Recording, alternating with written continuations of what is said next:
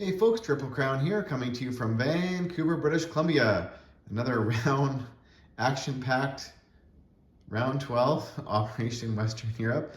I'm laughing because, I don't normally go Western Europe, and it's a lot of fun. We'll get into what happens when the Allies go full Western Europe. The Japanese fleet here, sitting off the coast of Madras. 4 sea zones away from the British in the Med, so they are safe, and they have fully secured Calcutta likely for the game. The British have retreated as the Japanese regroup. So that's kind of what happened there. Over here, and this is a very hard thing to do in this game, and that's for Japan to control all Chinese territories, including Saigon, Hong Kong, French Indochina, Siam, and Singapore. And if they do that, they get a 7 NO bonus each turn. So they completely wiped out the British, and they survived with 12, 13, 14 ground units ready to attack Novosibirsk next turn. And they've got a couple aircraft, so it's going to be a close battle. The Russians defend probably a little bit better because they're on defense, but that doesn't mean the Japanese are not going to take a poke. So that's going to be interesting when Novosibirsk falls. I think Russia, are they going to be in trouble? We'll see. We'll see what happens. Over here, Japan just built a couple medium bombers, a couple more transports, a Yamato, and a destroyer. And over here, massive stack of Japanese forces now.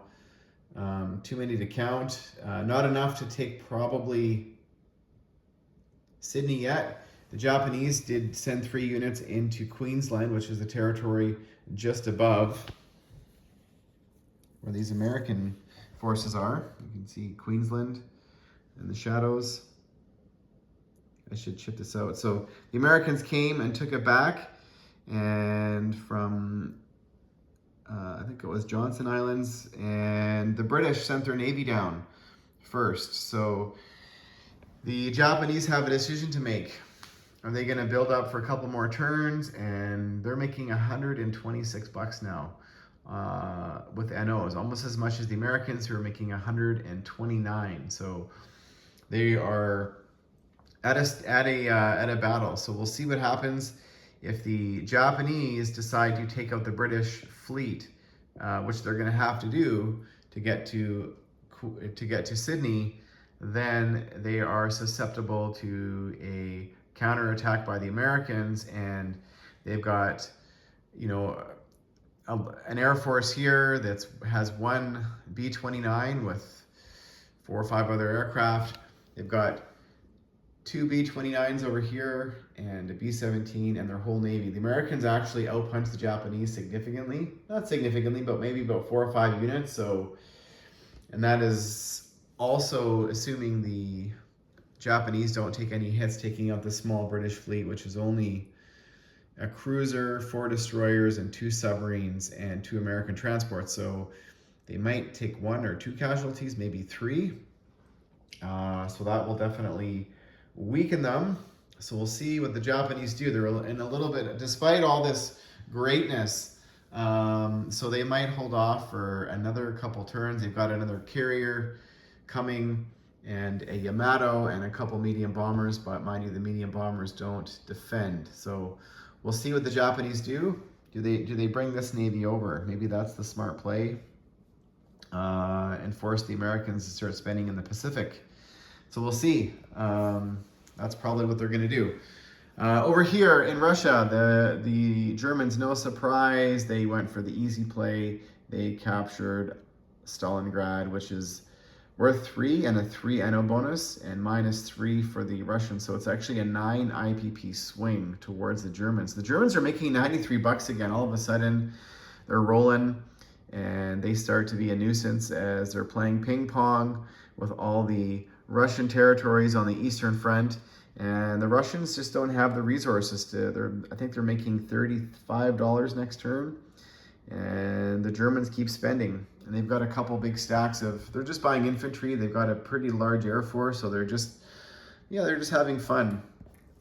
And it's unlikely the Russians counterattack over here with their forces in Moscow towards Stalingrad, unless things significantly change. Although the Americans did lend-lease for the first time, the Russians $20, so successfully. So the Russians have actually 55 to spend next turn. So maybe they buy some fast movers and some tanks and try and do some damage. We'll see what happens.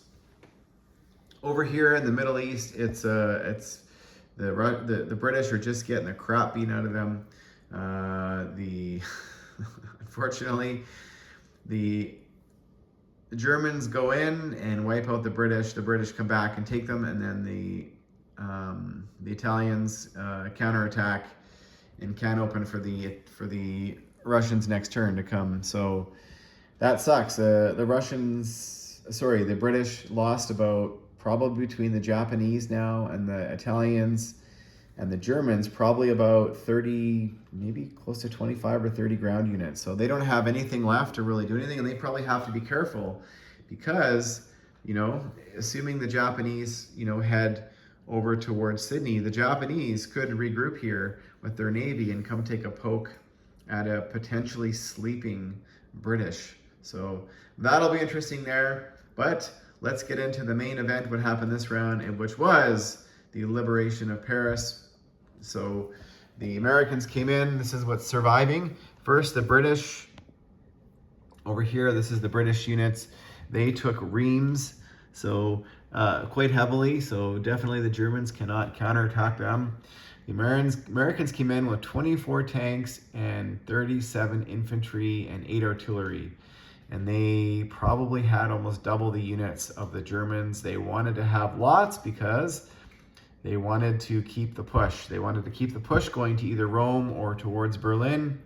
So when Paris is liberated, and it's always fun to do this, you get your free French 4 units, which always seems like, really cool when that happens. You get to place 4 free infantry on the board. Of course, when Paris is liberated, lots of stuff happens. All the territories sitting here in Northern Africa that had no Axis units present all immediately convert back to Free French. So next turn, actually including Syria, which there's a military base there, so that is going to be Free French. So they can produce French units now in Syria. That's going to be interesting. So, but yeah, the Japanese were actually napping over here. So this French Indochina unit, that was Vichy, converts back. And these units here, there was Italian units sitting in Marseille. So they convert back to Free French, but the territory belongs to the Italians for the time being. So that's what's going to happen there. The Americans, they spent quite a bit in the, lend-leasing in the Pacific this turn. So they just purchased 7 tanks and 7 infantry, because once the Americans and the British start pushing either northeast towards Berlin or southeast towards Rome, that opens Paris up for a counterattack. So they have to keep that in mind and be cognizant that whichever direction they head, there's probably a counterattack coming for Paris. So they have to still spend money for ground units. So, but what could happen here is the Americans and the British could jump on all their transports. They just dropped off a whole bunch of units in Normandy. The Americans have 20 units. The British and the Canadians have about 14.